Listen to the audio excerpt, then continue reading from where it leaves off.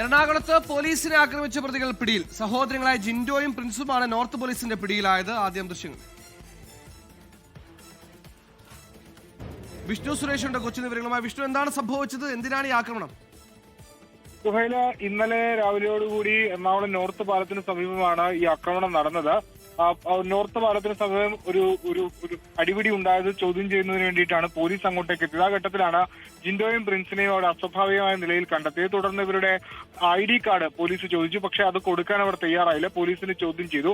പിന്നാലെ അത് വാക്കുതർക്കത്തിലേക്ക് പോയി. ഒടുവിൽ ഒരു പോലീസുകാരന്റെ കൈയടക്കം തിരിച്ച് പിടിക്കുന്ന സാഹചര്യത്തിലേക്ക് കാര്യങ്ങൾ എത്തിയതോടെയാണ് പോലീസ് എത്തി ഇവരെ കസ്റ്റഡിയിലെടുത്തത്. ഇതിൽ ജിൻഡോയ്ക്ക് ക്രിമിനൽ പശ്ചാത്തലമുണ്ട്, ഗുണ്ടാരസ്റ്റിലുള്ള ആളാണെന്ന് മനസ്സിലാവുന്നത്. ഇന്ന് തന്നെ ഇവരെ മജിസ്ട്രേറ്റ് മുമ്പിൽ ഹാജരാക്കും.